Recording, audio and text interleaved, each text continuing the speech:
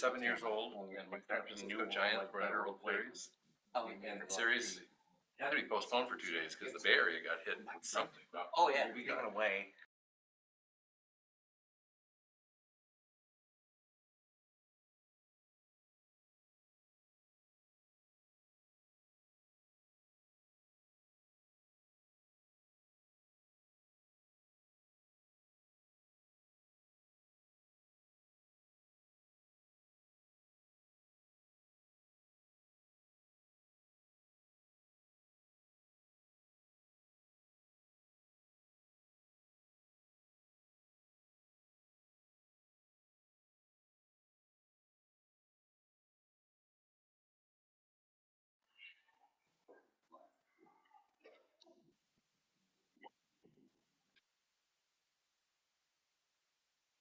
The agenda.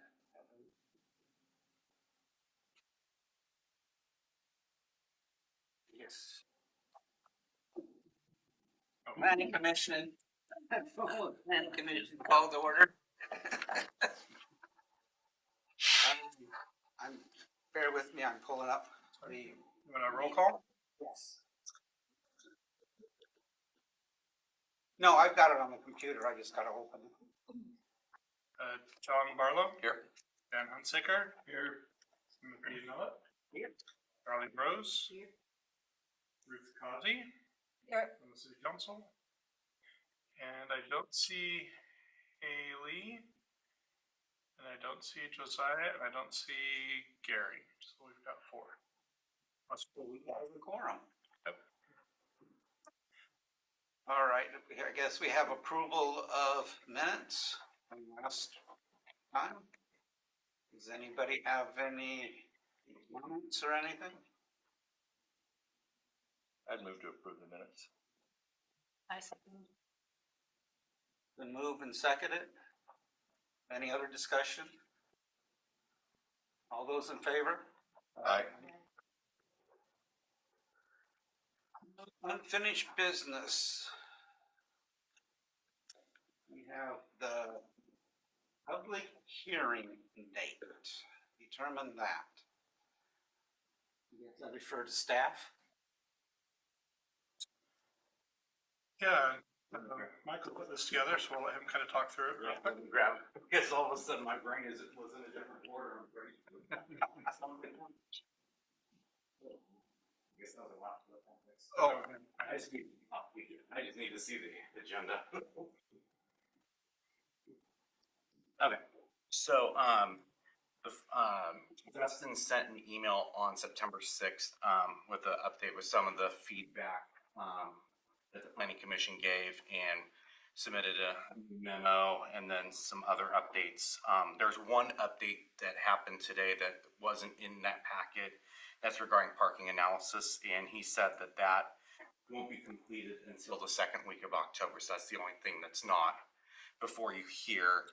And then he asked about when we're going to have a go to public outreach and hearing. And right now, the public outreach for that, and I'm going to be creating materials for it, will be October 12th at the Full Fire Rescue Open House, and then the 13th for the farmers markets. We'll be including that and all that. And then right now, assuming there's not any more substantial changes that need to be made, it'll go for public hearing for the Planning Commission on October 21st, I believe, October 21st, and then it'll go to City Commission after that. But yeah, it's like, I think he's addressed everything that was in there, but if anyone feels like there isn't anything addressed, I can get that back to Justin so he can have it on and submit that when he submits the parking analysis. And I would ask, what is included in the parking analysis? What is actually, determining what the capacity of the area currently is? Is that what it is?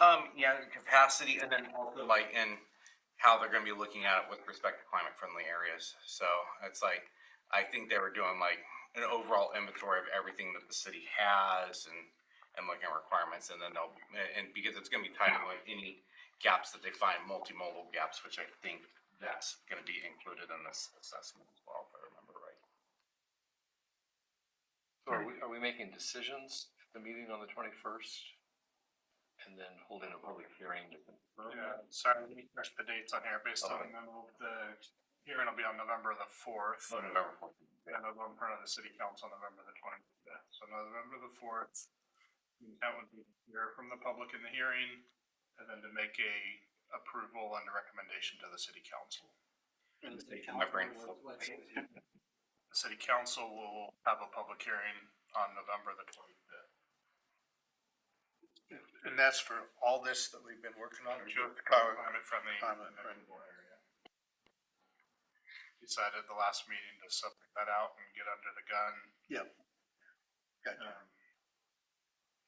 We did look at the process of what it would take to get the extension, and several other communities have extended. But I think we've been going topsy-turvy with the planning commission, and we'd already said we were gonna move forward, so we're just gonna move forward. It's pretty easy. It gives us an excuse to get out in front of everybody. And it's one less thing that we have to do with our big review that'll come. I think we just proceed as we had planned, rather than backtrack and ask for the exception and, or the exemption and extension.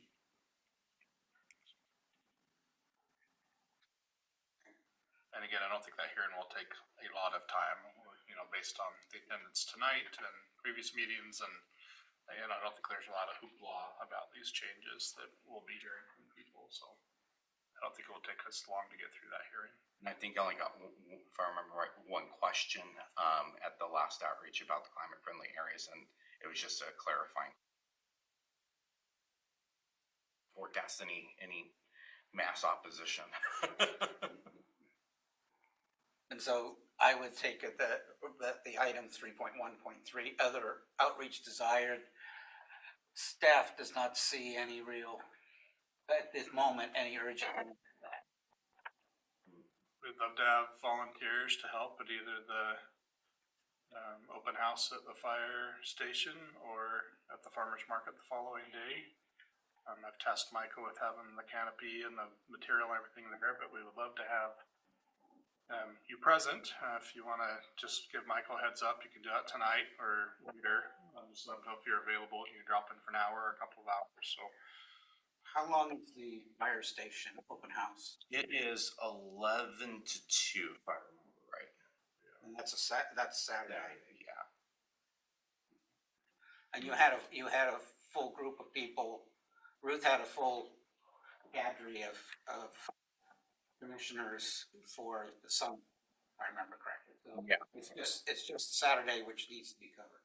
Yeah, at this point. Yeah, that's from my understanding, yeah. Is that this coming Saturday? No, it'd be Saturday, October 12th. Yeah, a week from Saturday.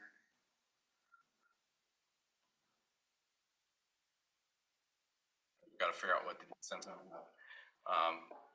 Right now, I've put the request in for the future land use map and the current one at full size, because that was the feedback that I got from several people. Can we have that larger? So I'm getting that prepared as we speak. I just got to figure out. I might have to just have all these like things on poster, or like foam board, and just have them up like you're showing one slide after another, so we don't have like 7 easels. And just trying to figure out how to make that efficient with the space that we'll probably have. How many and windproof. And when Well, yeah, was questioning, Yeah. if we're confronted with wind again, I would suggest, especially if you put them on foam core, that we just set up more tables. Yeah. And leave it flat on a table. I agree. You know, lay it down, and if we have to, we put something heavy on it. Yeah. Like next door, put some jars or something. Exactly. And yeah, I'm gonna grab some rocks so that way the container that was holding any public written feedback doesn't go flying in the air like happened previous Sunday. Yeah, right at the very end, it took off. Thanks for all your comment. May or may not have lost one. I cannot verify, but one less piece of paper in it. Oh, really? It went over buildings, so I'm like, it was gone. What kind of comments did you get? Most of them were not even about like it was mainly about 9th and Applegate and the storage and 9th Street in general. and how unsafe it is. That, so nothing really related to the proposed zoning changes, but general feedback where like, this needs to be fixed. I'm like, well, it's like, there's some other things that have to happen so we can do that. Oh my goodness. But like in verbal comment, I was actually very pleasantly surprised on positive feedback about, the middle housing concept for R2. But nothing written, but verbally, it was all positive. And because I'm gonna bring that back out with images of different housing types, because I think that was a good way to illustrate so people could visualize what range of options that's gonna be. And try to put it kind of in a film with feel and find the right buildings and make sure the images met all the setback and design requirements, which took a little work.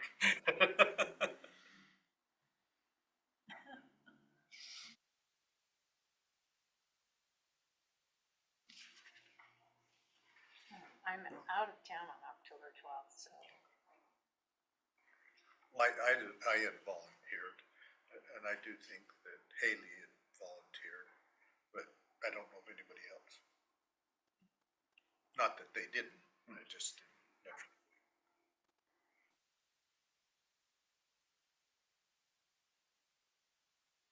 For the 13th. Yeah, I think it's the city commissioner will be on the 13th too, from what I remember. I'll have to go back and dig through the emails. It'll take me a minute. It's like I'm so used to saying commission.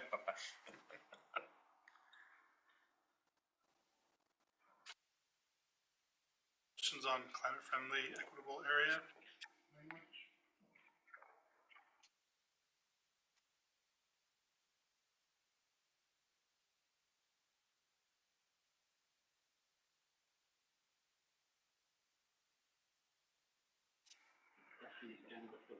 Yeah, that's.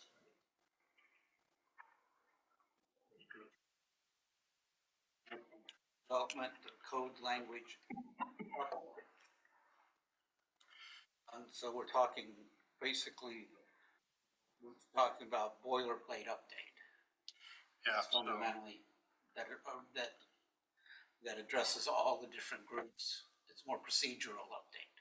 yeah, specifically with the application types and the updates there, the review procedures, which was updated, and then the section on annexations. We provided those three specific sections. And I can talk through just a couple of changes or highlights. Major highlight or change that's coming mostly from the city attorney's office and review of this, and obviously we have a new city attorney, which has brought kind of new perspective on things. And the recommendation, I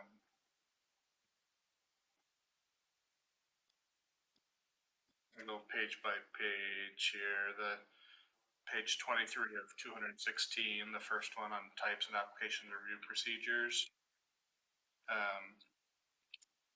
It's a type 2 decision made to the plan official with public notice and opportunity for public hearing. And that's not the case on a type 2 procedure. But no opportunity for public hearing. There is there's notice to the neighbors and the surrounding property owners, but there isn't a opportunity for public hearings. Just want to correct that error there. My second page is really hard to read, but looking through the third page, page 25, we've added in for type 2 review. That's almost the third one from the left there. It's a site design review for new commercial tenants. So in practice, we've been doing this for a couple of years now. I like the practice, but we need to get it into the code. So it clarifies this is for any, as it states, new commercial tenants. So if you have an existing building, an existing open space, and you've got a new tenant coming in there, whether they are a new owner or it's a new lease, we're gonna require them to go through a type 2 site design review so that we can take a look at their landscaping, their garbage enclosure. We used to look at, parking and parking lots, and we won't do that anymore, other than if they have an existing parking lot. We'll look at if that parking lot is up to our current standards for parking lots or not. It's a good opportunity. We also, obviously with the type 2, we notify the fire district of that, and so that gives them the invitation essentially to make an appointment to come in and look at fire life safety issues. And so all of that gets done under that type 2 review. If we don't do it then, there is no really other trigger to ever do it. Even if they pull a building permit, we're gonna go in and the building inspector is gonna look at it, but we're not doing a plan review at any given time. So, you know, a building that was built 60 years ago and has had 5 or 6 different tenants in there, it may have a complete different use, and we're never gonna be able to get them up to, there is no trigger in the current code until we start implementing the site design review. So we've kind of been doing it under my authority as the planning official to say this is really a new use and therefore it needs this. But we've added it into the code to put that language in there, make it more clear when those come in. I'm sensitive to the fact that it's an additional cost typically for a new business coming into a location. But again, if we don't do it then, it makes it hard. The ones we have done about half the time, they're actually able to negotiate with the landlord to get some of these provisions taken in, because they say, hey, any new tenant would have to do this. You know, the garbage enclosure, for example, isn't something that we should just have to do. It's really something you as a landlord should have to do. And so they do have to negotiate that in with their lease agreements oftentimes, which is nice. So it's not necessarily the tenant. Sometimes it is the property themselves that are helping pay for those improvements or doing them all together. So that's been added in. Any comments on that or concerns, questions? So I had nodding, like, sounds pretty reasonable.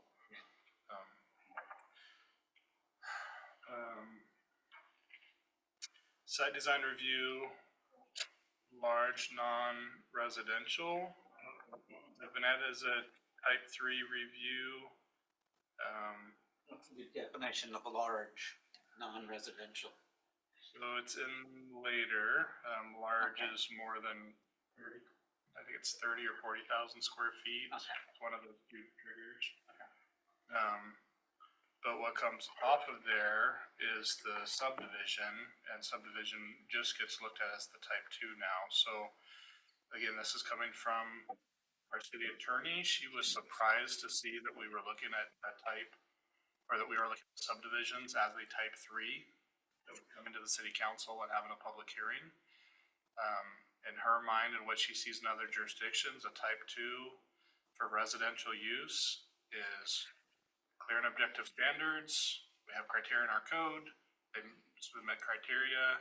There's a staff report, and it's an administrative approval and review. And then following the plat being approved and pre-construction, then we square up and do a final review of the plat prior to construction. But in her mind and her recommendation to us was to change that from a type 3 to a type 2. It's not a quasi judicial decision, it's an administrative decision for the subdivisions. It feels strange to me because I've only ever been in Philomath and only ever seen subdivisions go to the planning commission. It's not common throughout the rest of the state. A type 2 subdivision is gonna go there unless there's, of course, an annexation or a zone change or something that's a type 4 that's gonna trigger it, then you would bring them both. So just as an example, what we had since I've arrived, there on Chapel and 19th, that would never have gone to the city council, Chapel and 19, wasn't it? that was a zone change, so that still would have. Okay, so 'Cause for they the would zone define change, it density. would have, but for whatever, if they had stayed within the R2, I guess it was, they wanted to go to R3. Right. If it would have stayed in the R2, then it would have just been a staff Yep. function. And that would may have, anyway, even before this, because that was on a subdivision, they actually, if you remember, they had 4 separate tax lots, and they did a 3-plex, a triplex on each one of those 4 to get their total units. So that would have just been administrative anyway, other than the zone change, and they wanted to increase that, so. Alright. But really, you're talking about a low density residential zoning, and they wanna bring in 30 houses or 50 houses or 60 house subdivision. The zoning is there, it allows for it, again, it's an outright use, they're not looking for variances of any sort. It's pretty cut and dry administrative review, and unless there's something funky with it that's gonna trigger a type 3, it's a type 2 administrative. Our code doesn't read that way now. It says any subdivision, which means anything more than 3 units on the same lot gets triggered to the planning commission, which makes it a lot more expensive, right? I mean, anytime we get into the way that our current fee structure is, anytime you get from the planning commission to the council, minimum fees like $3,000 for those reviews.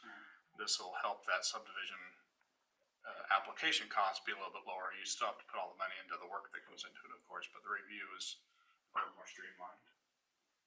Again, the type 2, you're still giving notice to the surrounding property owners. You're still putting notice on the property with a sign. So that stuff is still happening. It's just that it's not going citywide and having to go through some type of quasi judicial hearing process. That's what's missing. So that was a big change from last we spoke. Yeah, and I'm fine with it. I mean, as you said, all the time I've been involved with the city, it's been a type 3. But, thinking about it, like you described, I mean, as long as we're not asking for anything special or any things, I mean, it is zoned the same. The only thing that does kind of a little bit concern me, now, I can only think of Mill Pond, but that's different because that was industrial. But in terms of the challenges that you've had with that, if that had been, R2, R3, whatever the right number would be, when you have challenges because of the development itself, I don't, it seems like, and maybe that, like the change when they came back, maybe they did have to come to the planning, or would have had to come to the planning commission anyway. But it feels like it kind of just leaves you out there hanging by yourself. Yeah, Mill Pond had a lot of pieces to it. There was an annexation. Right. In the strip, and there was the zone change and the development agreement. So I mean, that one, there were a lot of complexities. Right, I mean, I was just meaning if that was, Yeah. didn't have those things. Yeah, if it didn't have those things, and it wouldn't have caused all the problems that it's caused. Oh, okay. I think a lot of those complexities were what led to some of the complexity of the challenges. Okay, all right. So, That way I think if we're talking a straightforward subdivision, zoned appropriately, again, our code just needs to reflect that those are gonna just be handled administratively. I mean, it does allow, for you to just, deal with it, with the code, how that would be. And like you say, you do still give notice, but then anybody that wants to say anything would just write you a letter about it. But the thing is, often, as I think about it, quite often when people don't want that nature, it's that just they don't want it. It isn't that it's not already allowed in the first place, it's they just don't want it anyhow. So it kind of does away with that, but people get all hot and bothered about it, but it really doesn't do any good because you can't not allow it. Yeah, it's gotta be on the applicable criteria, and it's gotta be clear and objective standards, and those should be in the code already, right? So, Right. And you've already, in that sense, are dealing with all those things and just using that information, so, yeah. And with the written comment and with the type 2, if there's something like a verbal agreement on an easement or reciprocal access easement or whatnot, if we can at least capture that to make sure that then that gets reflected on the plat or a written agreement, what have you. So with having it as a type 2, at least there's still that fail safe. If someone say, hey, this is what's going on, then we can make sure we get that so it's codified more to make sure that there's no potential legal dispute. Oh, I'm good with it. those were the main ones on the the types of applications. There's just those few changes. Again, try not to get too caught up on the numbering of everything. We'll do that at the very end. There were a few of those that I made and. Maybe for a little loop. Yeah. There's such tiny numbers and One thing that I guess I had about this was, and I have an old sheet, did have this one with the new pages numbered. But there's discussion, and I don't know if it can be done or not, but I noticed, well, let me turn to it.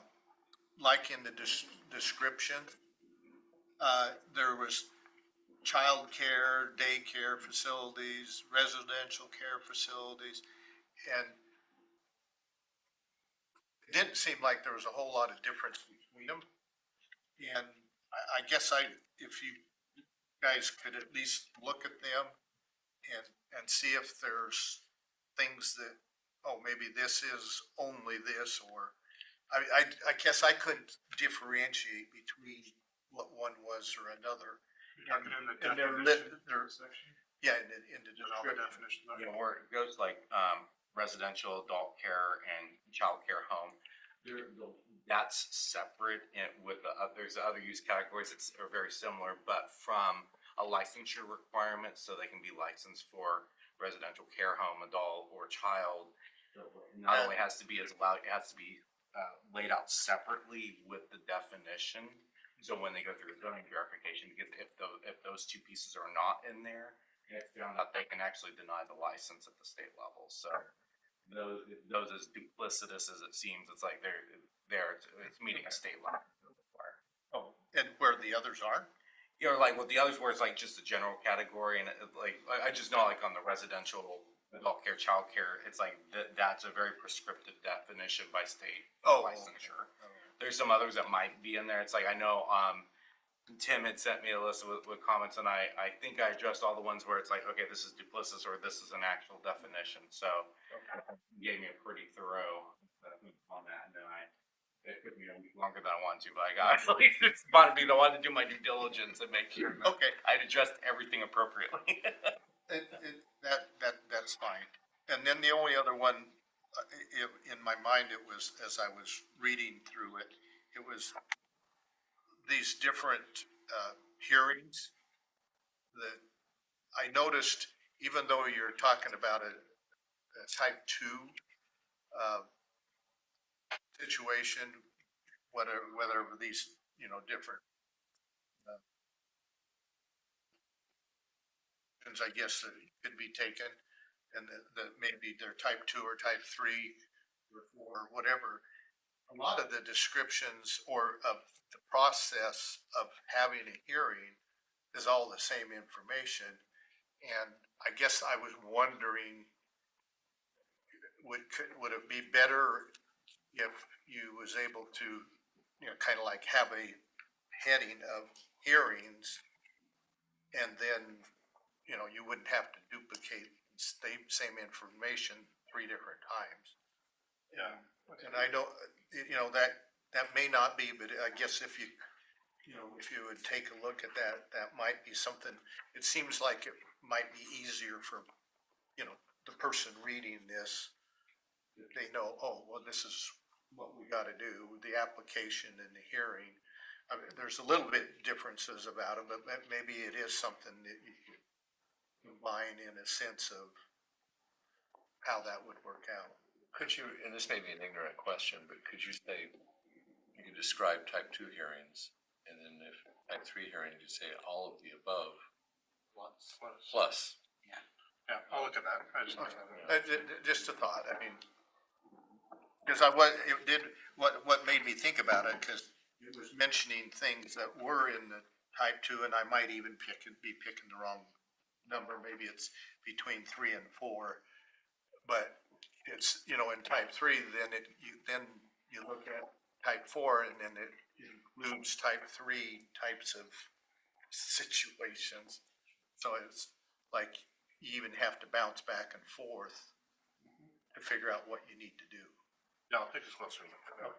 All right, that was the two things that, you know, was kind of, I mean, there's other odds and ends, but well, Mike Lai says, I'll just give you this, you know, more like some, Scrivener things.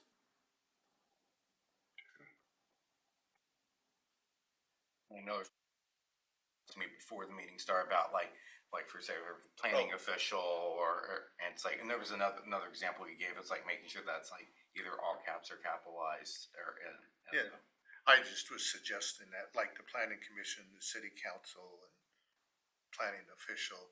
I mean, not, technically, they're not capitalized because it's used generally the way it's put in here, but if they're capitalized, then you can kind of pinpoint them, who's doing what type of thing, a little easier.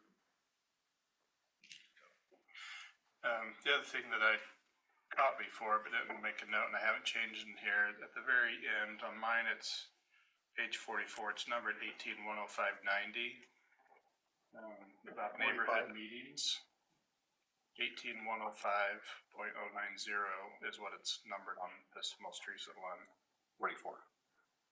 Okay. Yeah, 44. Mhm. This whole section on neighborhood meetings, it starts like, you know, applicants are encouraged to meet with adjacent property owners. But then at the end, it says a neighborhood meeting is required for the following types of applications: subdivisions, site design review applications within the residential land district, other development applications likely to have neighborhood or community-wide impacts. So you go from it's encouraged to it's required, but it ends up all the way down here at the very end of the section. So I'd like to relocate this to further up in the process, so that it's not something that we refer to at like the very, very end, but more at the beginning, since you know, you want to be part of that neighborhood meeting before you have your public hearing, and frankly, even before you submit your site plan for approval, you should be having that public hearing and submitting that proof of your public hearing with the application, which reminds me, Yeah. we need to review our application intake and make sure that we've added a box for neighborhood meeting completed on such and such date and have, you know, proof of that meeting. So it's always bothered me that we always seem to kind of forget that aspect of it, because I don't think we have it on our intake form for our subdivisions or site plans. Yeah. And it's definitely not something that we hit on in our pre-application meetings or we encourage to do, but it's right here in black and white. It's just at the very end of the section. Do you want it required? I think it's good to have it required. I just So think you'd change these words a little bit. I would just move it up further in the process. I would put it up I further. have a question. If subdivisions is now a type 2 review that only comes to staff, why would we require the landowner to go and have a meeting with the adjacent property owners when part of the requirements for a type 2 is that they be notified? So under A here, subdivisions, I don't see that as being required anymore based on the change to a type 2 review. Yeah. And My experience with neighborhood meetings is that based on the feedback from the neighbors, those submittals come in a little altered. Maybe they tweak height of buildings most adjacent to the properties that showed up and complained the loudest. Maybe they tweak the landscaping. There's things that have been changed after that neighborhood review and prior to submittal that show good mutual respect, I guess, for the developer and the existing property owners. And if that neighborhood meeting's not taking place, you don't get that, right? You get an upset property owner because nobody ever approached them with what was going on, what was gonna happen. So it's just it's a good first step forward that we don't require right now, that our code requires, but honestly, in the 10 years I've been here, there's only been maybe half a dozen times where I've said, oh, this is a requirement, needs to get done. We just forget it because of the placement of where it's at. So I think it's moving forward. I still like the idea, to more of your point. I think it's a good first step forward to reach out to adjacent property and say, here's what we're planning. We've not submitted anything yet. Here's our plan. Here's what we're thinking. What do y'all think? What can we do to adjust our plan to where y'all don't hate us for trying to, you know, develop this piece of property? But if we were to leave it as applicants are encouraged to do this, They wouldn't do it. okay, so that language needs to be changed. Yeah. Okay, and that's what you're proposing. I suppose too, in where it's not gonna come by the commission, that kind of serves that purpose. To, The city's going to give them notice as a type Right, two. true. We'll give them official notice to say, here's the date, we've received an application, here's the date, we're gonna have a staff report out and make a decision. Yeah. So if you do have, as Michael gave the example, if you've got a verbal agreement that you're gonna share this driveway, and all of a sudden you find out somebody's, you know, building a house on there because a sign just went up, well, wait a minute, you're in a very defensive situation really, really quickly. yeah, Like, I gotta preserve this and I got 2 weeks to get it done, as opposed to, hey, there's a neighborhood meeting about the future development on this site.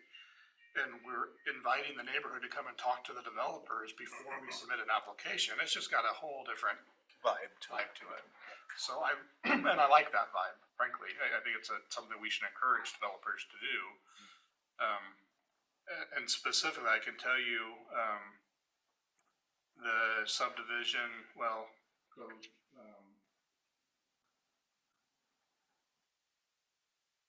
I can't remember that subdivision that I live in off of Chapel Drive. what they call it, I don't know. When Butch and Mike Easy, they had a neighborhood meeting and they talked to the property owners there in that basin area, and it was a very positive thing. And I can tell you that they added the bike pedestrian trail over to the school. I mean, there were things that got added into their plan after hearing from the neighborhood, even though it wasn't just immediately adjacent neighbors, because there aren't really many. They called a neighborhood meeting, anybody interested, come, they were gonna propose it, they had it at the library. About 20 people showed up and gave input, and I think they walked away from it, felt like it was a good experience for them, and they did, like I said, they altered some of their proposals before they submitted what they wanted to do there, so I've seen the positive on them enough. I think it's good to not just encourage, but to require them. And I think we'll come up with a little bit of stipulation there about the specifics, a little bit more about notice and keeping record of attendees and submitting that to the city kind of thing, just so that we can assure that they didn't say, neighborhood meeting tomorrow at 2 o'clock in the afternoon. Check a box, you know, that they've actually done some due diligence on having people attend at appropriate time, et cetera, so. Experience with that in my previous place of employment, making sure, because I had to make sure that they met the requirements, like 7-day postmark notice for the neighborhood meeting, and that they had a list of, and they were, the city of Manhattan actually gave them the list to mail, and then they created their mailings.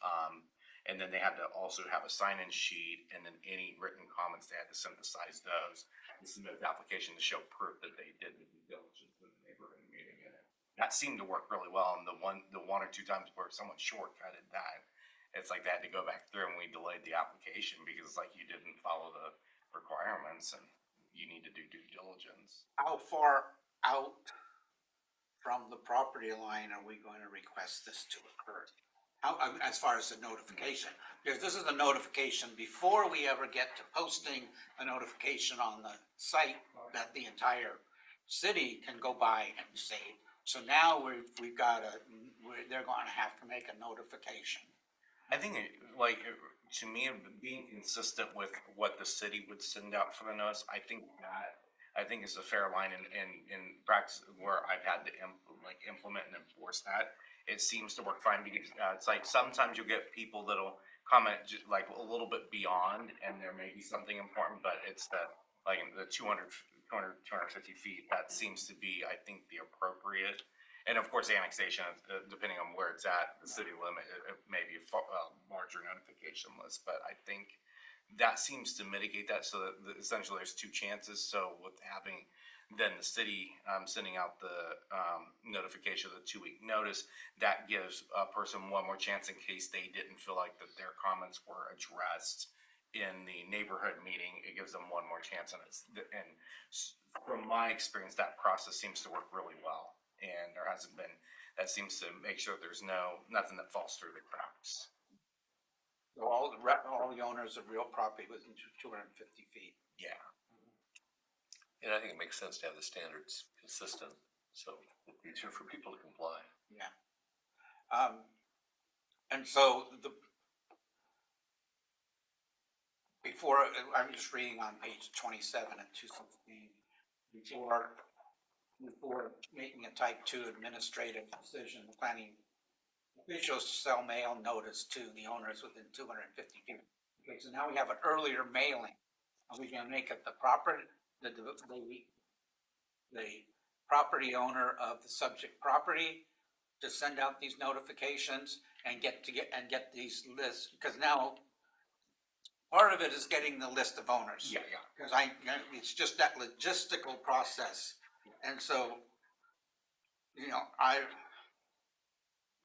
the list should come from the same place both times. That's where I'm going. I think it's something we could add to our pre-application process. I kind of picture the neighborhood meeting coming after pre-app. Yeah. Okay. So during our pre-app, we can generate that list for them. We already charged, I think we charged $250 for the pre-application meeting right now. Yeah. We will look at where our costs are with that. Most of that's having the city engineer there because we get billed hourly for that time. So we bumped it a little bit. I think we're at 150, and it wasn't covering the cost of having the engineer there. So we'll take a closer look at that. But again, it won't take a lot of time to generate that list. Right, We right, can it have doesn't. Staff do that and prepare that for them at that time. Okay.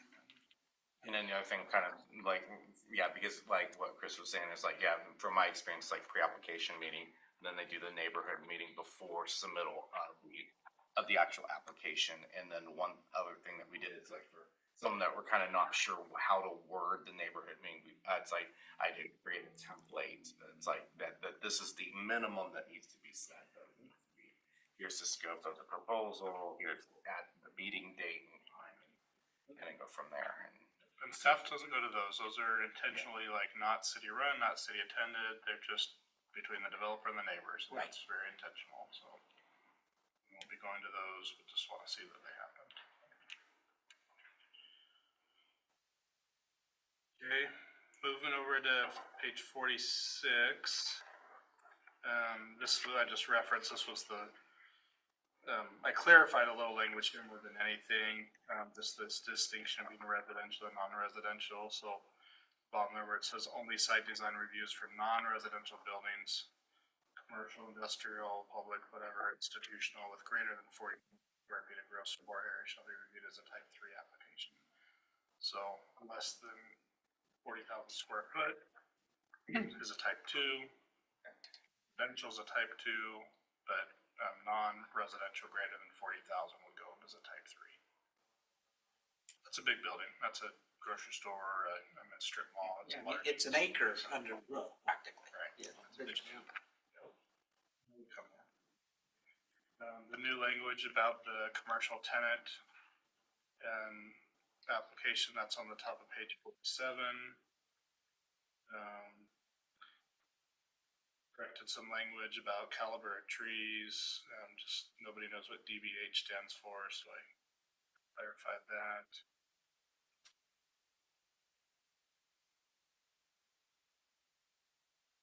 Most of these were kind of changes that we reviewed already. I think the next big section that got a lot of markup was the annexation section, but I don't want to work too much on the rest of that. If anybody has anything that jumps out at them, let me know.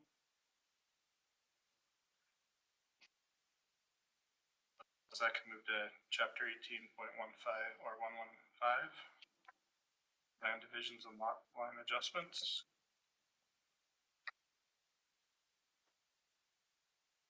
Just added some language of that first section.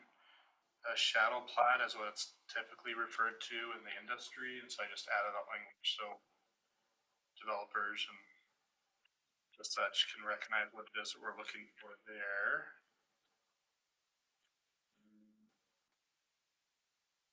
added some language about allowing floodwater to flow through the structure or structure foundation. It's just new flood language. Page 53. Yeah, page 53, Thank you. sorry.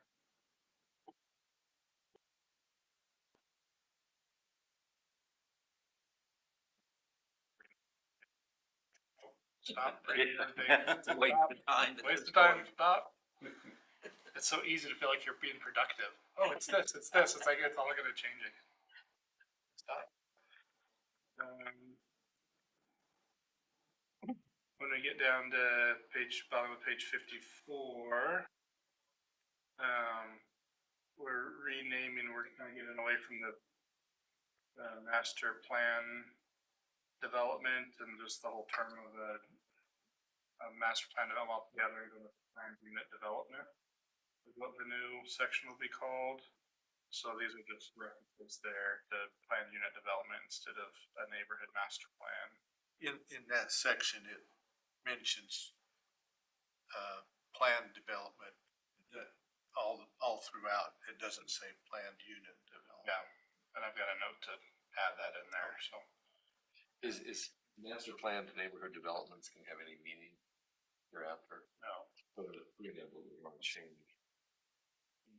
Very last sentence, the last line.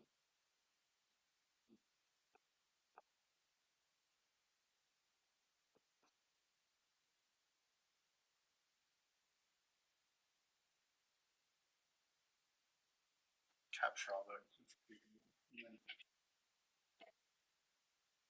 There is a. Yeah, I'll have to task Michael with going through on the planned development, because there are still planned developments that are gonna be different than a planned unit development. So I'll have to have my weed this out, but we'll make sure we refer to it correctly.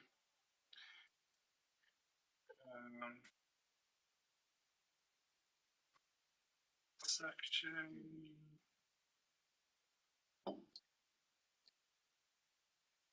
An effort to not do all the cross-referencing, like you'll see at the bottom of page 56.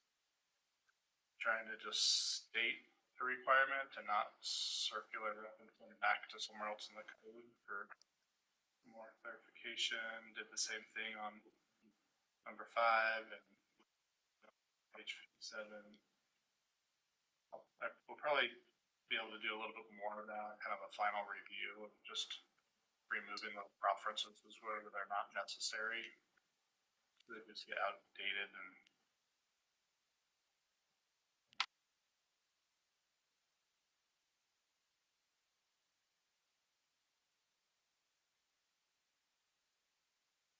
A lot of other changes.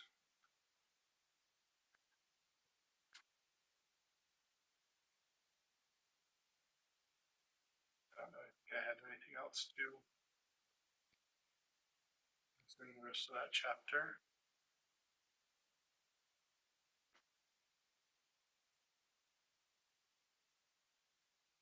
It's 120. I don't know if I had anything in there. I think that just caught in between chapters, so it got printed. And then 18, what's labeled here is 255, land unit developments. You can see a lot of strikeout.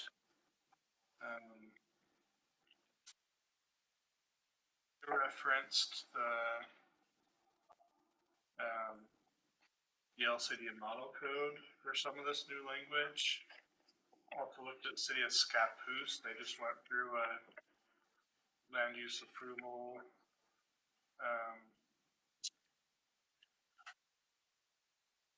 So it's with DLCD on their review, and then also looked a little bit at King City, wasn't that we'd referenced earlier. Again, they had several consultants on board. I think they spent over $300,000 doing a development. So I looked at their code just a little bit too, because it was just recent.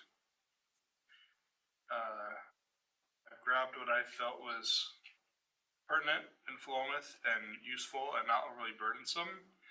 Mostly when you're talking plan unit development, you're talking about increasing density in one area of the development in order to preserve another area of the development. And typically it's because because of a natural feature. You've got wetlands, you've got forested area, heavily forested area, you've got some slope or rain. It's not, it's, you know, it's a mushroom factory, and so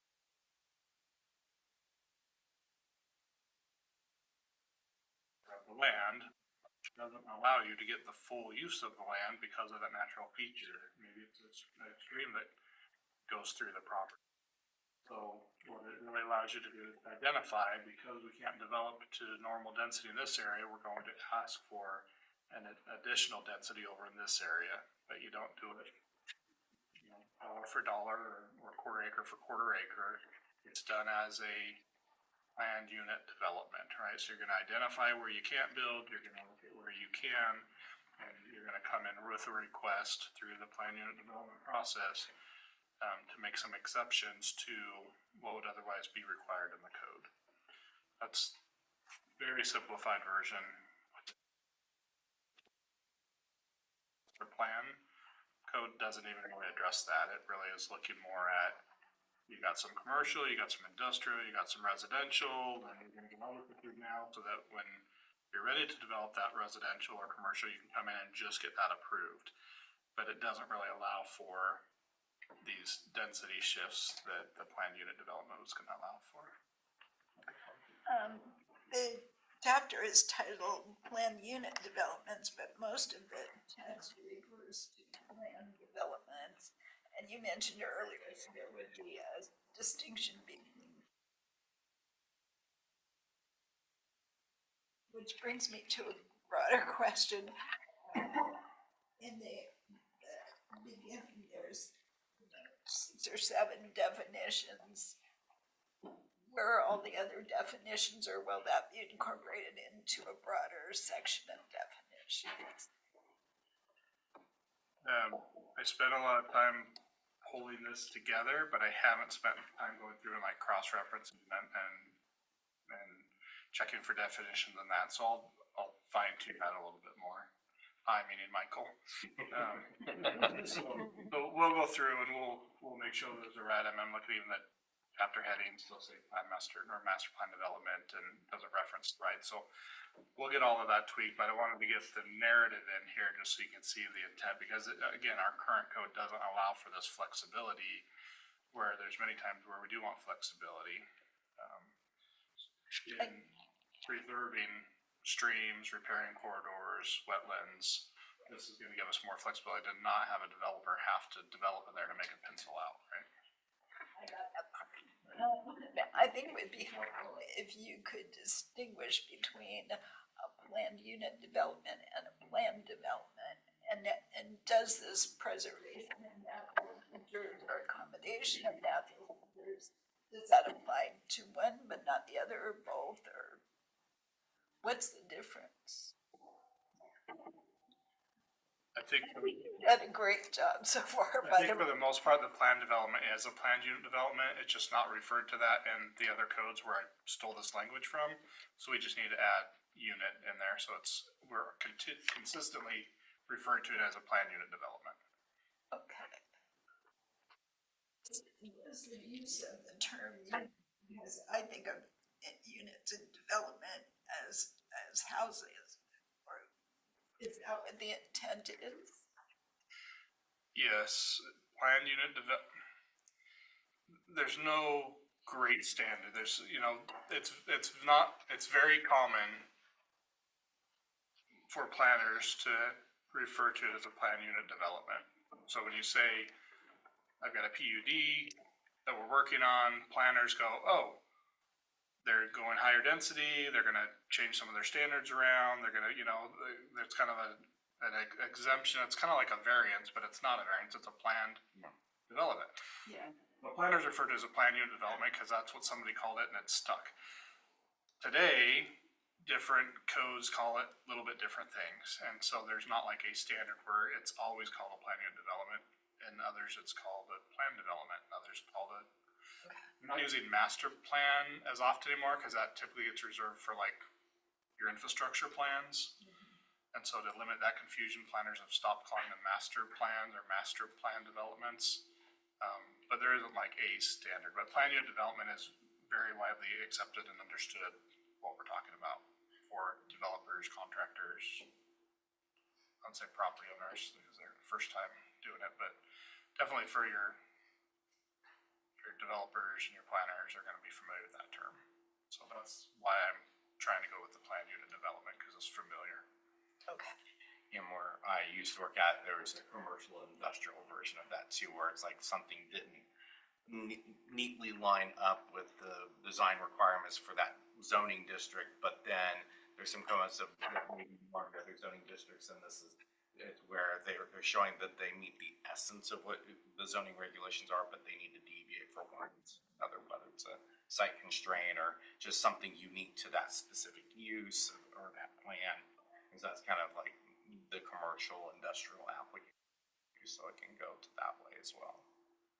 Going back to the definitions, recognizing that we're focusing on a friendly area. So when we get into the broader document, will you just build on these definitions? I know we have one set of definitions. Yeah. So that first, the title page, but yeah, all the definition section will all be there and be consistent. That's where all the definitions will be.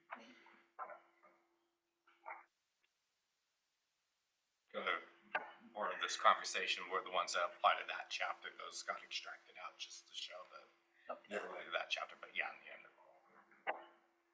one location.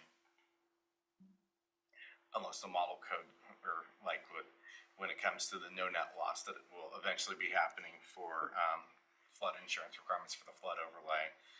That one seems to want the definitions in the chapter, so that may need some finagling, but. I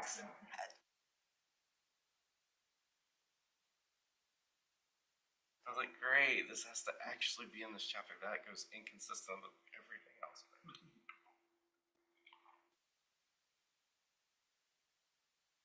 So that's the PUD.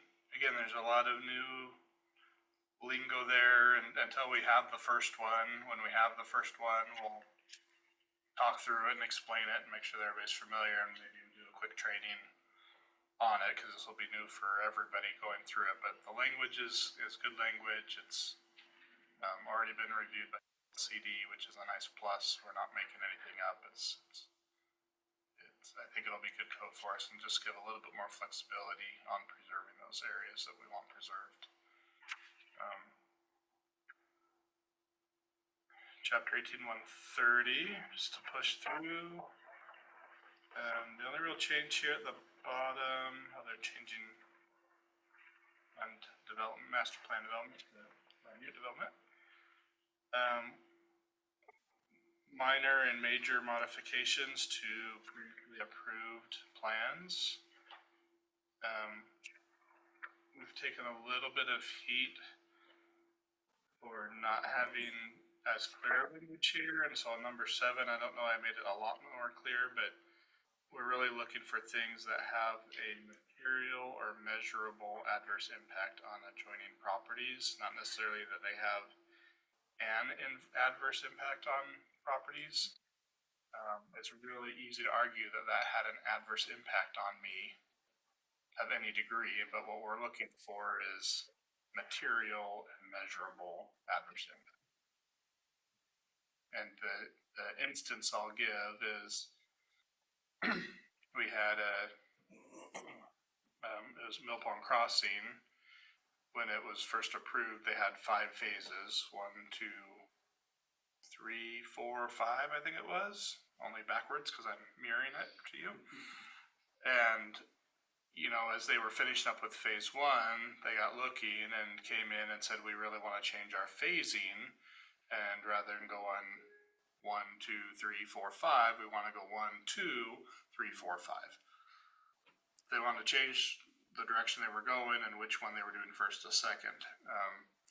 The impact it was going to have was that one of the roads that was going to be phase 2 wouldn't be built with the new phase 2, it would be now built in phase 3. And so you would essentially have phase 1 and phase 2 now all coming off of Timothy, the one new street, and you wouldn't have phase 1 and 2 with the new street taking access off of both Timothy and Chapel. And so, in my mind, the overall development of this site had not changed. When you read through all of the criteria for what is a major modification, none of those happened. It wasn't a change in land use, it wasn't an increase in the number of dwellings, it didn't change access ways, driveways, parking areas. I mean, the overall 5-phase development of the subdivision was unchanged. It was really just the phasing. I deemed it a minor modification, and we approved it as a type 2 approval and gave notice and went through, that was it. One of the property owners took objection to that and said that was a major modification because it had an adverse impact on me who lives on 15th Street, because I have one more phase of all of these cars coming up my street on 15th, where only half would have split, half 15th and half Chapel, if phase 2 had stayed phase 2. Okay, so fair enough, it was an adverse impact, but was it a material and measurable adverse impact when you look at the overall development of it? I think had that language been there and it had a little bit more ground to say it's not material enough to justify a major modification. It has to go back to the planning commission for an approval, right? It's a minor modification. So anyway, I'm just trying to add a little bit of clarifying language in here, because it was very easy for any property owner to claim some type of an adverse impact, but what we're really talking about is the material and measurable adverse impact. Make sense? Trying to get myself a little bit of standing on some of those issues. And we don't get a lot of them, but when they do happen, again, typically they're minor and aren't going to have any real lasting adverse impact on folks. Okay. Chapter 18. What time is it? 7:02. 7:02. Okay, annexation section. I'll make 3 points. One is we've cleaned up the language to account for the new state law that says annexations brought from property owner or majority or the entirety of property owners annexed into the city can no longer be sent out for a vote of the people for approval. Our previous code language had a lot of information when applications had to be sent and when they had to be referred to the voters and all of that. So we've cleaned up all of that language. I will note, as Michael and I have been educated over the last few weeks here, there are some annexations that aren't covered by that new state law. If there's a majority but not a all of the owners are in favor of the annexation, but a majority are. There's a provision in our code says you have to have a triple majority where it's the majority of property owners, the majority of land, and the majority of the property value of the land to be annexed.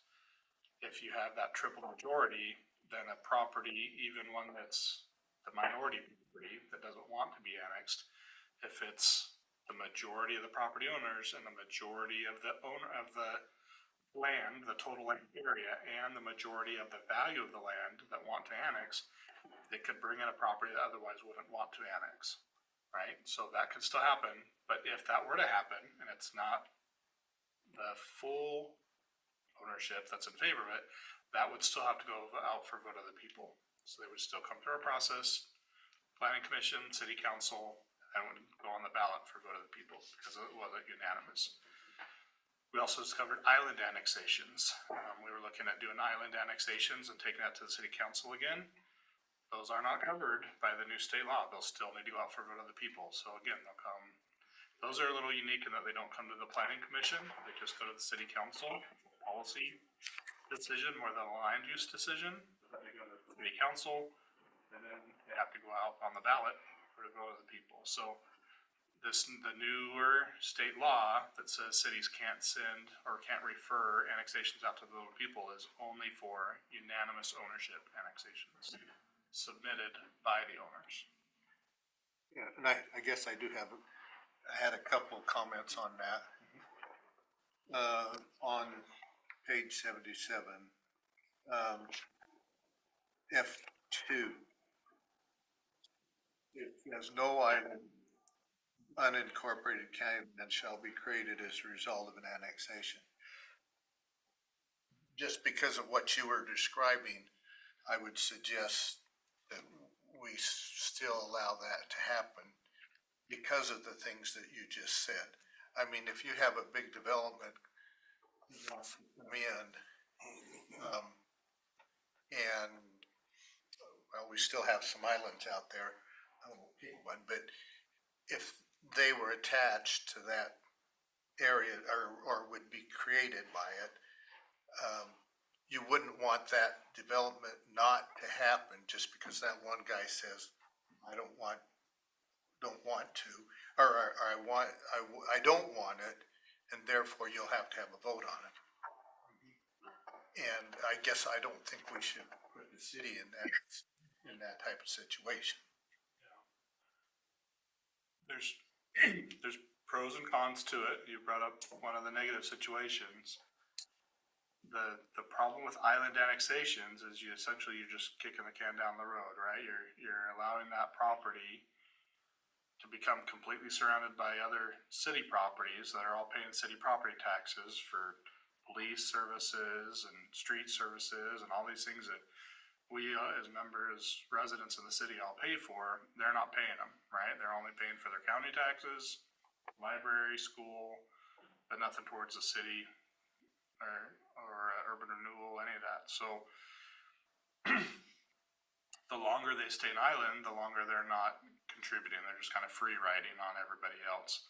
So this provision that says we're not going to allow for islands would require that at the time that neighboring property wants to annex, they've got to get them on board.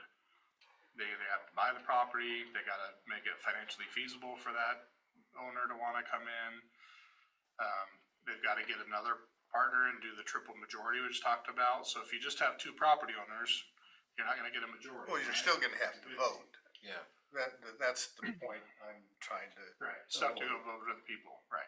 Because, and then that way, or if you go out to the vote, well, the citizens could vote it down and then that development would not happen because of one little, property.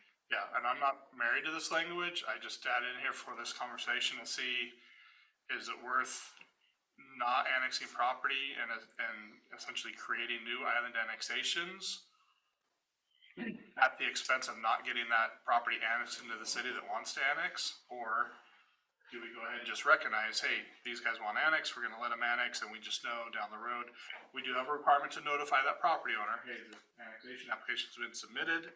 If approved, you're gonna be an island. If you're an island, there's provisions in the code that make it so the city council can annex you into the city and then send it out for a vote of the people. So we kind of put them on notice that, hey, an island is going to be created. So that provision would still stay. Right. But yeah, I'm curious to see what others think. Is it worth getting that annexed property in at the expense of creating an island? Or do we want to hold off on getting that until those islands aren't created and they would come in with the other properties? And then I guess one last thought, or partially to address that as well, is just like, I can't remember when it was, 3-4 years ago or whatever it was, the council put up, I don't know, 6 properties that were islands, and because they're just little pieces of property, you know, they voted it through because it's, you know, it's insignificant. And I guess that's the point of the other part of, well, it's insignificant if it was creating an island. Yes, they're not paying property taxes for however long that might be. They're small. It's small, so. Typically, relative to the annexation that wants to come in to develop, Right. it's gonna be pretty Right. minor, yeah. Right. So that's my. Which would be a good argument to not have this new language put in there. I got a quick question, just based on what you were saying.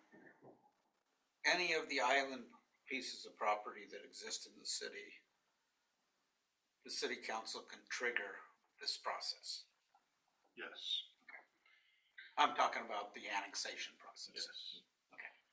Yeah, the code allows for the city council to identify them, hold a public hearing, they invite them to come to the hearing. And then they pass an ordinance that puts it on the ballot, and then it goes out for the voters to approve or not. We've only done it once since I've been here. I think it was my third or fourth year here. I was like, why do we have all these little bills? So we were set to do it again this year, but again, upon further reading, it's like, oh, these still have to go up for the vote of the people, and that won't happen for another year. It's been that long ago, the one I was talking about? In 2017 was the last Allen. Rocky Sloan was mayor. Oh. I remember he was sympathetic to a couple of the property owners, and I was like, oh. And then there's another piece in provisions too, so like if it's a residential with island annexation, even if the public votes in favor of the annexation, the effective date can't be till 3 years after that. So they've got 3 years to, if they're gonna appeal it or it's like to sell the property, so there's at least a fail-safe there on the residential. If it's a non-residential, then after vote of the people, it would be effective immediately. To be an island, are they completely surrounded by city property? Correct. So it's not just the next lot over, sort of thing? Completely surrounded.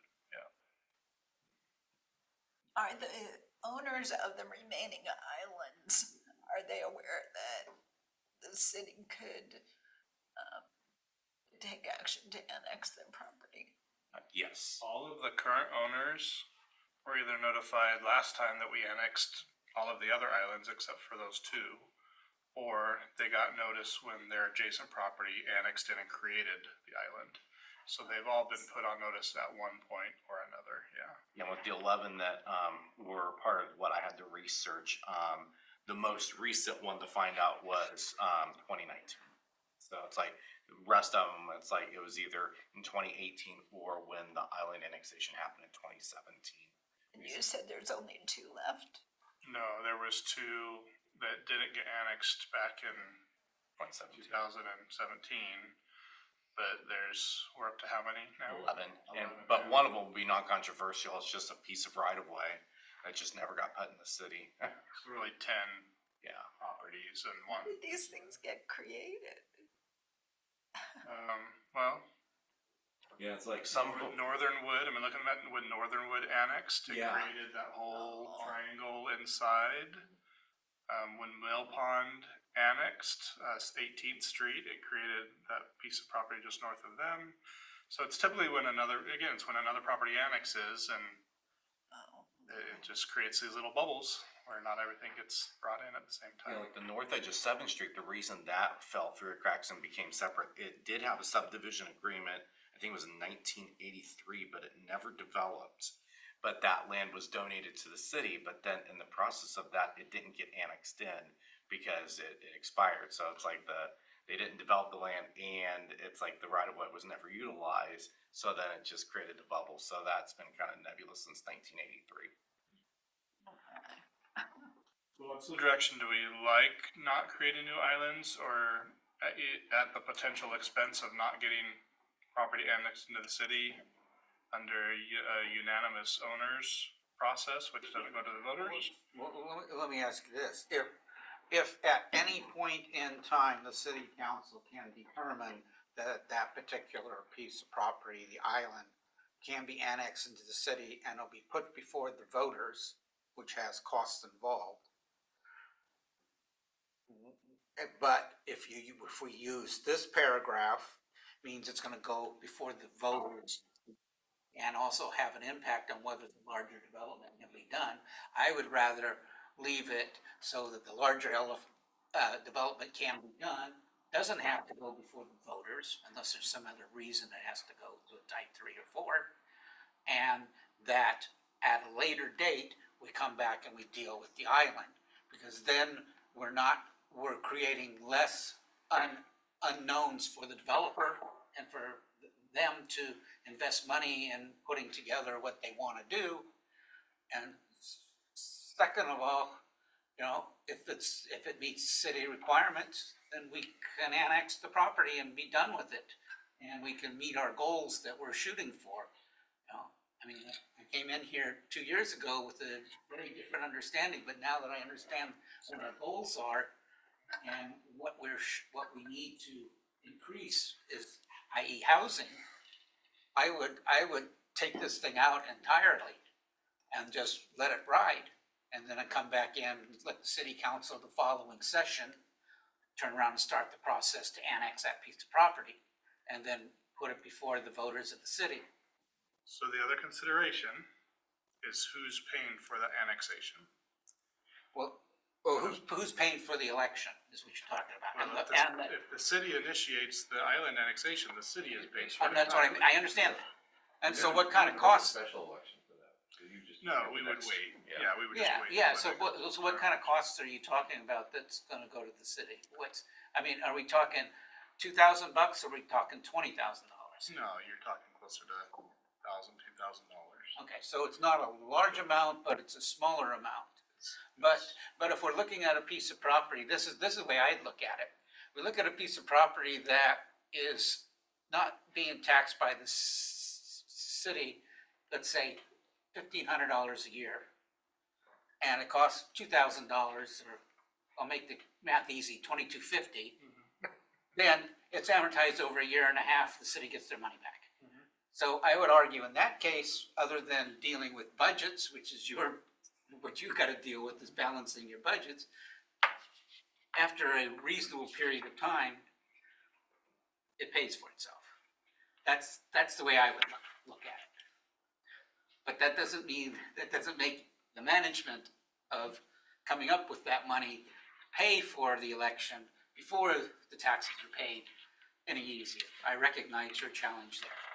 So on that note, not advocating, but just putting it out there, what are the thoughts about trying to capture that from that development at the time that they're annexing, when they recognize we're gonna annex, we're gonna create an island, we can either get this would-be island to come along with us on the annexation, or we're going to pay a $2,000 additional fee for future annexation of that property. You would get no exception from me on that one.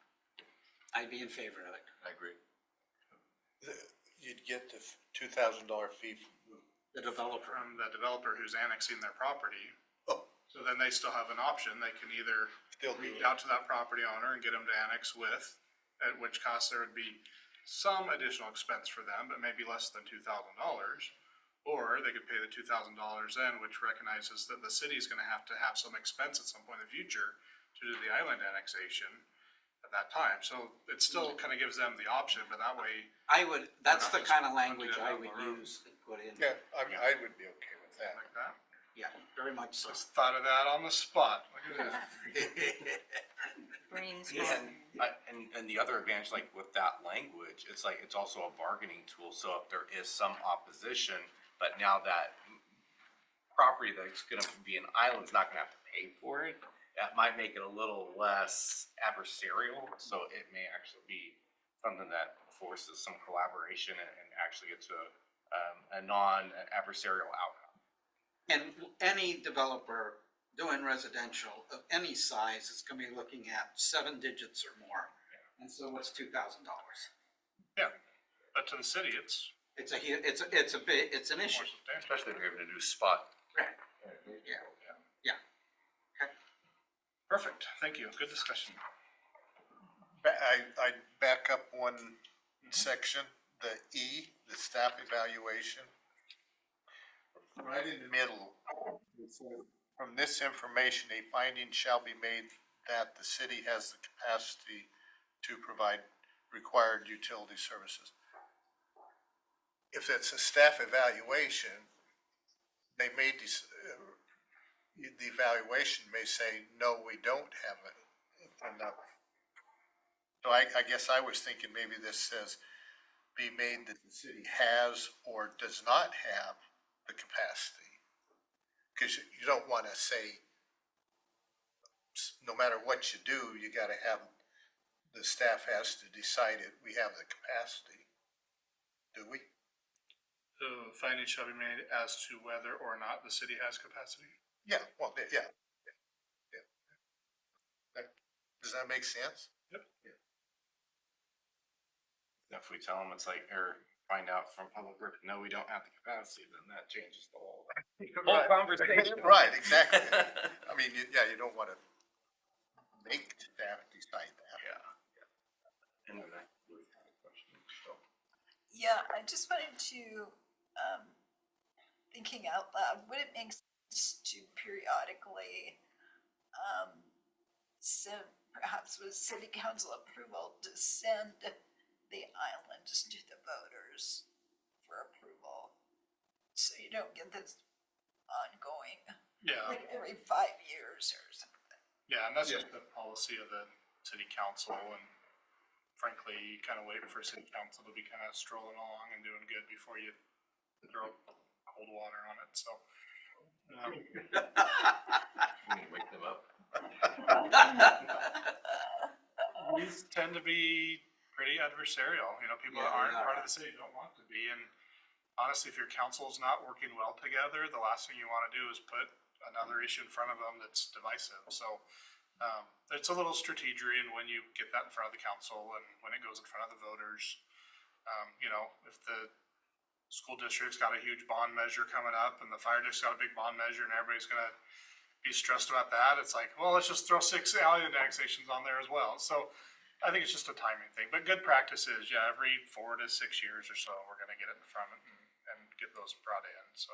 Shouldn't be indefinitely, I think before I came, it had been a long time before we had done one, and there were several properties that came in that had been just kind of free ride. I don't mean that in a real negative sense, it's just, you Yeah. know, they didn't choose to free ride, they just were annexed into the city, so they didn't pay city taxes. And we probably went too long before we did the one in 2017, and it's probably been a little too long again, but some of those have just fairly recently been created, so they've not been free riding for too long. But yeah. As a matter of policy, I completely agree with you. It should happen more often. So what you're saying though is that you wouldn't necessarily codify that. Right. Leave a little Just discretion. reading between the lines. I like the discretion, a little bit of discretion. The other note as I was writing this is, I won't put that $2,000 number in there. We'll say that they'll pay an additional fee set by the city council, and when we're updating our fee schedule, we'll assign it there and we'll update as we need. That number will change over time. Do we list in this document in any place what these fees are? Are we gonna keep in a separate fee schedule? It's on a separate piece. Okay. Yeah, we do that today, because they do change, we update them. Yeah, typically I task the planner with doing a review of our actual costs, right? I'm like, how many hours does it take to do this application, and what's your hourly, and mailings, and notification, and then time in front of the plan commission. So we do, you know, this isn't we don't want our planning department to be a money maker, money generator, we just want the No. development to cover the costs. I was just wondering where the fees were listed at, is all I'm saying. I'm Yeah. totally in, They get approved by I totally get it. resolution every few years. yeah, and it's on a separate fee schedule. Yep. Separate document, okay. All right.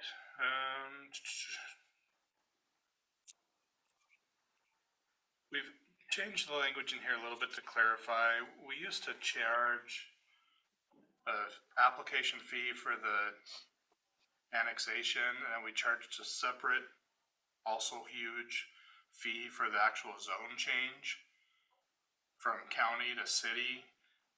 It's the same review, it's the same process, we've just merged on it. We used to charge $2,000 for the annexation and $2,000 for the zone and map change. Well, you can't annex without the zone and map change, so why not just make it one application? So that's what we've done in letter G there, that concurrent zoning map amendment, application for annexation. It's a process. We're gonna address them a little bit separately when we're doing the staff report. We're gonna address both, identify what's the urban growth boundary zoning that's designating what comes in, and so we still look at it, but it's one application. We're gonna charge 2 separate application fees anymore. And we've not been charging 2 separate application fees for the last 5 or 6 years. I got a big heart.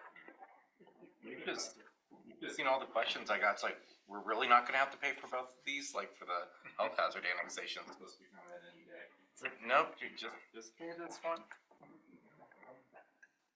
Again, it should be reflective of the cost, right? Yeah. We're only doing one mailing, we're only doing one hearing for everything. That's right. The language for annexation by non-unanimous triple majority, this is coming from state law that's in there, so I mean, we'll keep that provision. We've never used it that I know of, but I can imagine circumstances where we would use it, so we'll leave that language there. where is that? That was the bottom of page 78 out of 216. Oh, I already turned the page. Right. And the health hazard annexation, again, Michael mentioned, we're working with the property owner right now on there, so we just added a little bit clarifying language to that as well. That'll come through type 3 quasi judicial. That was another thing that the city attorney advised. He's like, just because it's an annexation doesn't mean that it's a legislative matter. It's often, more cases than not, almost always, quasi judicial. It's really just affecting that property owner and maybe immediately adjacent property owners. So, and we caught wind of that at the last annexation we did on Phelps. We kind of changed midstream, so we're just fixing the language here so that gives better direction going forward, that most likely those annexations will be a type 3 quasi judicial.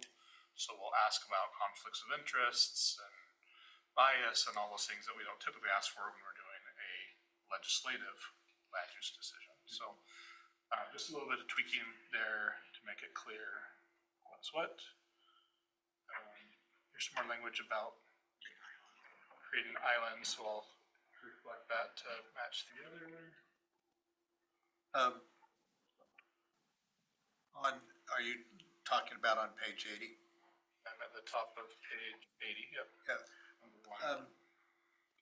Unless I'm not thinking of this right.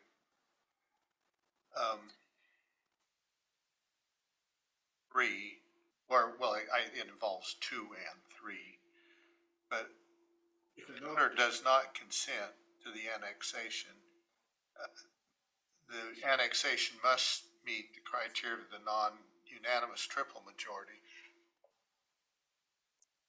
Most of these, particularly island annexations, or does that not count those? I guess, because usually that's just one single property, and if he doesn't consent, there's no way there'd be a triple majority.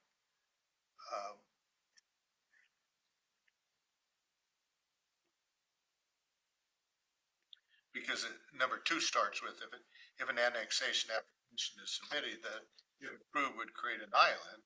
Yeah, I think that's misplaced. Good catch, man. I think that's in the wrong spot.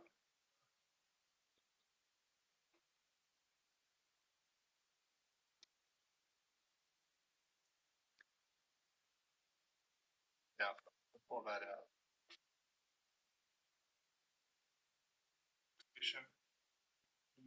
And I might add it into the standard annexation earlier on, but yeah, island annexations, they're not going to be under consent. Under N there, you added greatest density on the conceptual. Yeah, this is That always kind been a of pet peeve of mine.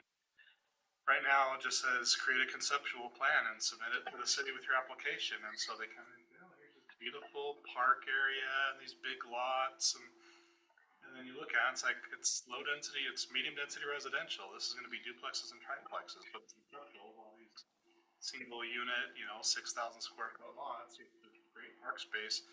It's just conceptual. It's not worth anything more than the piece of paper it's printed on.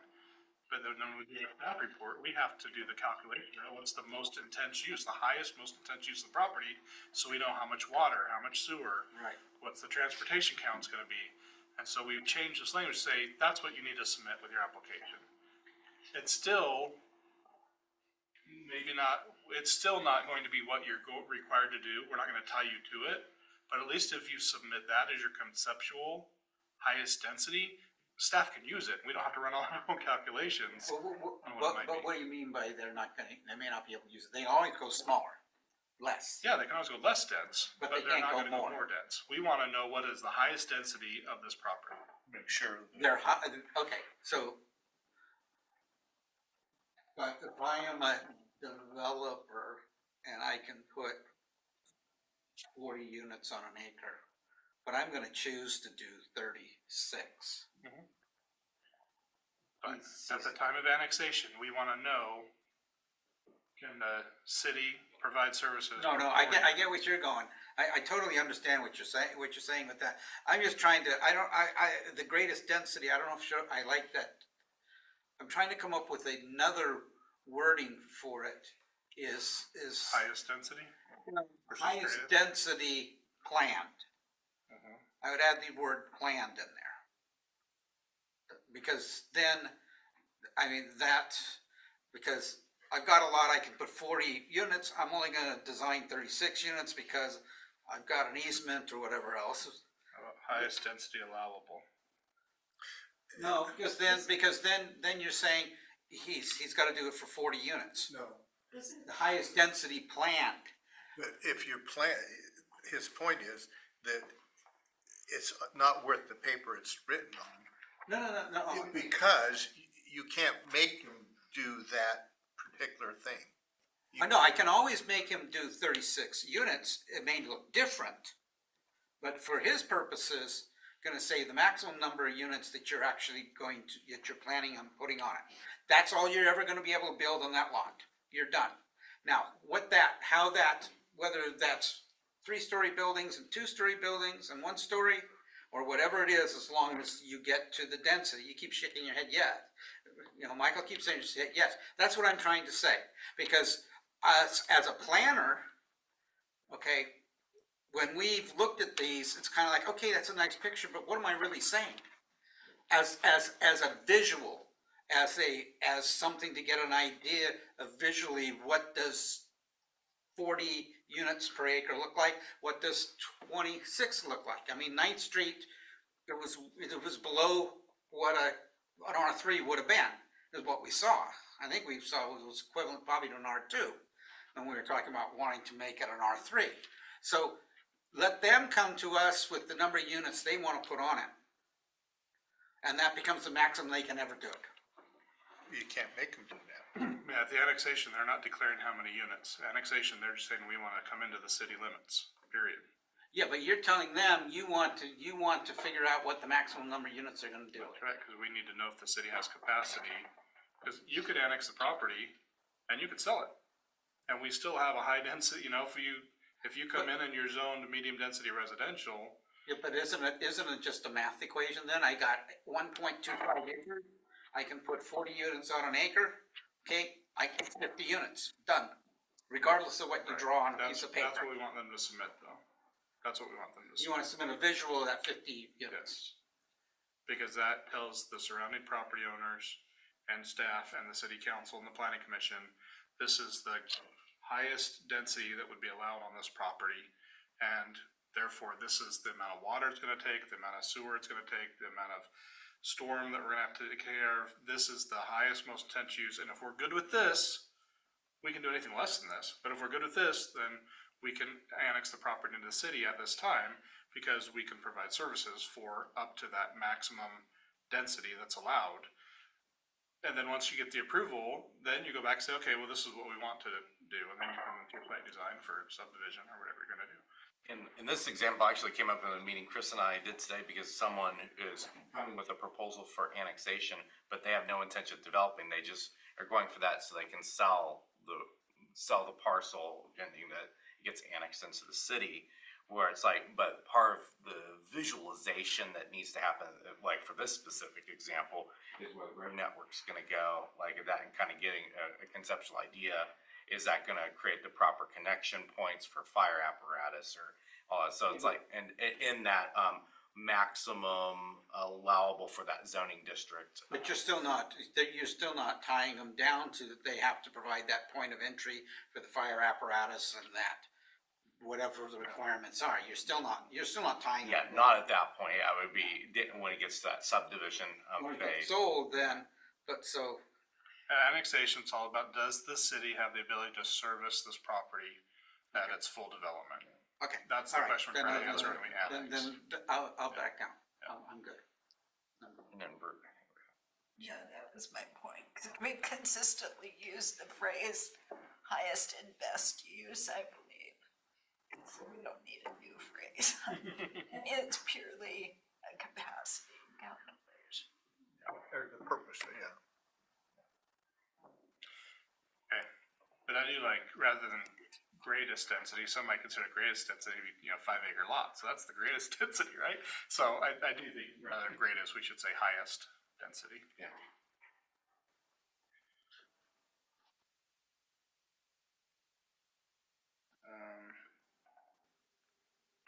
future development proposed on the site should require review and approval by the city, because again, that may not be by the planning commission, depending on what type of development it is. Got just a couple other tweaks in there, but I think that was the main points for the annexation, so. A lot of cleanup there. I do think in some of this cleanup, I may have, been too hasty to remove some of the language about going out for vote of the people. Maybe not, but I might have gone back and fixed some of that. I was just chopping a whole bunch of stuff out of there about vote, and I'm like, oh wait, oh, it doesn't cover everything, and I had to go back there, but I think I went through and correct all that, so I believe we're there, but if not, we'll double check that. Any language about going out for vote of the people is specific to, or it's restricted to just those non-unanimous incidences.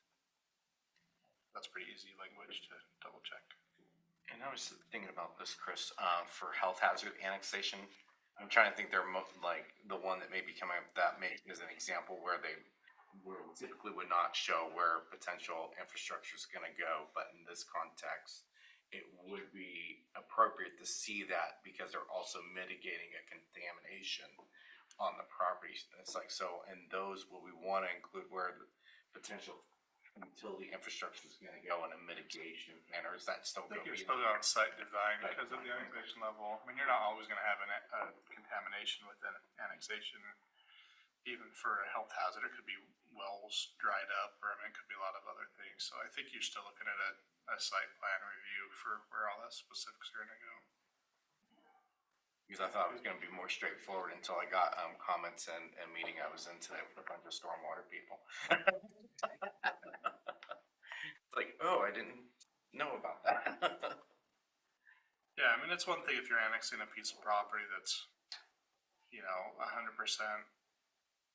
Well, we'll do the extreme. If the piece of property you want to annex is on 45% slopes, well, good to know that going into it. It's like, why are we annexing this property, right? Like, we'll take the extra tax money, but you're not going to be able to develop on it, right? So I do think at some point you are looking at slopes and wetlands, and that's part of it. But it shouldn't be enough to, I mean, really all that's doing is determining what are those final numbers. And I think with 9th Street, we were pretty clear, like, this is the maximum allowed per acre, but the reality is there's some wetlands, there's the water line goes through there, the Rock Creek intertie goes through there. So we knew there were some other constraints we were just ignoring, and we were still just taking that nth degree of what is that total maximum amount, because the water line could move, the wetlands could be mitigated, and then you're gonna have this much acreage that you're gonna have to provide services for. So I think that's okay and healthy to be more conservative when we're trying to analyze what the city can provide. Well, and where there is no requirement to do what they put on paper, if you don't, then the possibility of coming up with the maximum that they can put on there, that they may well do that. I think the greatest disservice is that situation, right, where you've analyzed it at 40 units and then they come in with some type of a different site review for 60 or 80, right? Because now you've gone through this very public process with them saying 40, and that comes in a year later much different than that. We've seen, not in an annexation situation, but we see what happens with neighbors when they feel like they've been fooled, right? Like, hey, you said this, and now it's something much greater. We don't typically go out places, we say it was something big, and then it comes in smaller. Right, so Nobody's gonna complain about that. So, okay, well, those are the sections I want to go through with you tonight. Michael and I will keep chipping away at code language and just trying to get it in front of you bits at a time. Yeah, thank you for going through that with us tonight. Oh, and on the other outreach desire, I just pose as a general question to everyone here. It's like, do you see any other locations that would be beneficial for public outreach that I might not know about, since I'm fairly new to Philomath? That would be good, where it would capture an audience we might not get at the farmer's market or at the open house, to try to maximize the outreach and show the due diligence that we've reached the most ways we can to get the maximum input from the public. I'm not aware of any other gatherings. I might mention something at the Chamber of Commerce luncheon. Because you might know that we have a lot of our downtown businesses there, but that's something that Chelsea and I typically attend and ask the director if we could have a couple minutes just to announce the hearing and talk a little bit about what it's on. So if you'll remind me, Michael, of that one, I'm happy to. Well, would that work Make to that announcement. do, if they still do have a presentation, to do a presentation there? I think they're booked out already on stuff, but during introductions or something, I can maybe just ask for a couple of minutes to at least announce the hearing, what it's about. Yeah. Interested parties can talk to me, so I can just make a note of that. I'll remind you. Just talk about the rodeo and that part anyway, so. Trunk or treat, but it might not be taken seriously. I can dress something scary. I can dress like some sort of like above the city agency imposing their will. Parking enforcement officer. Okay, no staff report, just because it's the second meeting of the month, so we can do that, so. We'll plan just have our next regular meeting on October 21st. I did see an email from Haley to Oliver. Say that she is in for the 13th. That was a question if she can. Thanks, everybody.